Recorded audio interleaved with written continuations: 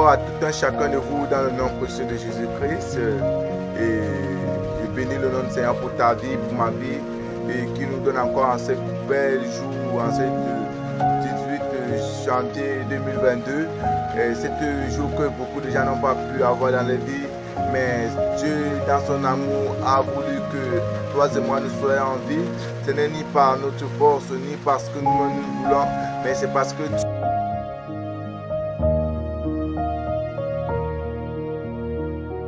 Dieu a voulu que nous soyons en vie. Et je bénis vraiment le nom du Seigneur pour cela.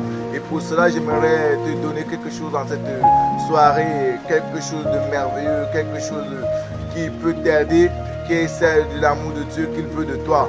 Et c'est ça qui est l'importance d'une vraie vie. Si Dieu ne voulait pas de toi, c'est qu'il ne pouvait pas te laisser en vie. Et si tu es en vie, c'est parce que lui, il t'aime. Et vraiment, encore ce soir, je vais te parler sur quelques portions de l'écriture. Nous allons voir dans le livre de Matthieu, chapitre 11, le verset 28. Nous allons pouvoir comprendre quelque chose de plus essentiel. C'est que Dieu veut que tu décharges sur lui tous tes fardeaux.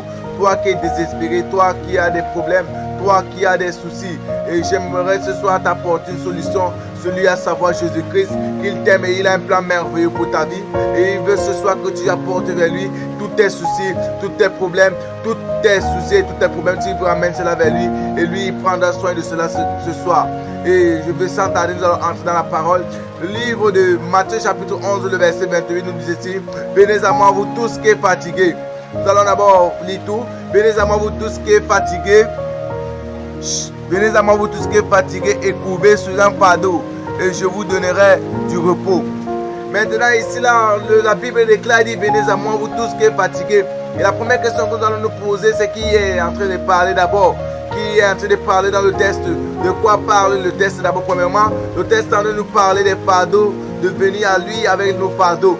Et la personne qui est en train de parler, c'est notre Seigneur Jésus-Christ. C'est celui-là qui est descendu sur la terre pour que toi et moi nous puissions être en vie. Et il dit, venez à moi vous tous qui êtes fatigués. Fatigués de quoi? De vos problèmes. Fatigués de quoi? De vos soucis. Fatigués de tous vos soucis. Venez à lui.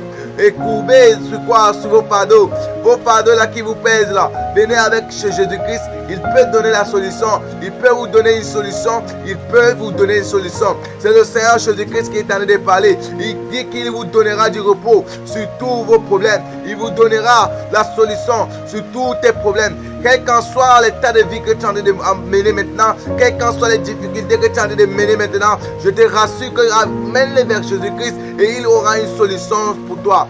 C'est la solution, ce n'est pas en allant chez les marabouts qu'on aura la solution. La solution ne vient pas de nous-mêmes. La solution vient du roi des rois. La solution vient de Dieu. La solution vient de Tout-Puissant. Celui-là qui a tout créé. Celui-là qui a dit au commencement, il a créé les cieux de la terre. À lui seul peut être la gloire. Et à lui seul, il peut résoudre tous nos soucis. Il peut résoudre tes soucis. Il peut tout porter. Cette personne-là à la croix, il n'a pas pu dire un seul mot. On lui a donné les coups, on l'a fouetté, on l'a craché sur lui, on l'a mis sur la croix, on l'a cloué. Mais lui, il n'a rien dit. Le seul mot qui est sorti de sa bouche, c'est que Père, pardonne-les, car ils ne savaient pas ce qu'ils font.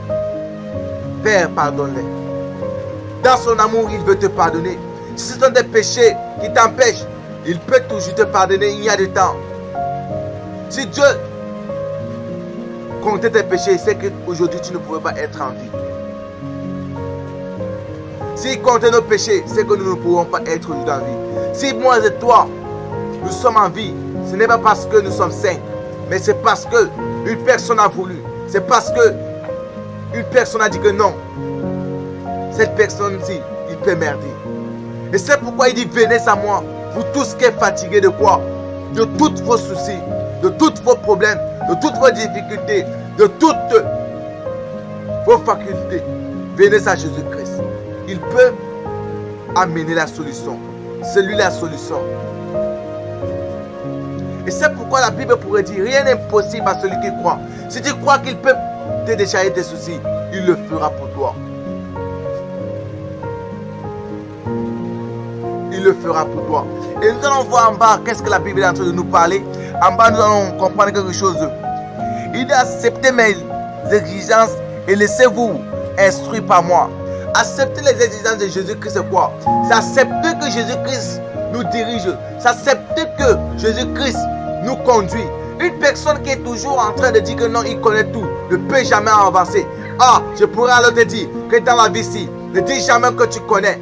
Mais connais une seule chose, qu'il y a toujours des personnes qui connaissent plus que toi. Et derrière ces personnes qui connaissent plus que toi, Dieu est caché derrière cela.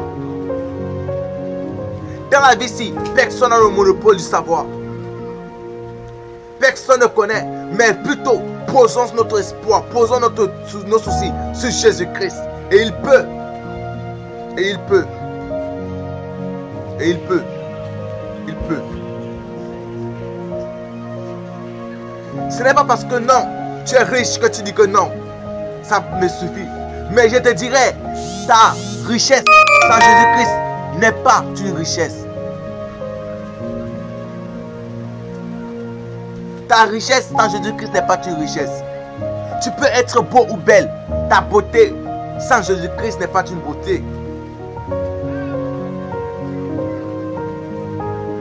Et lorsque je parle dans ce sens, beaucoup de gens ignorent cela. Beaucoup de gens ont mis les choses, leur espoir au fait, maintenant que sur ces choses.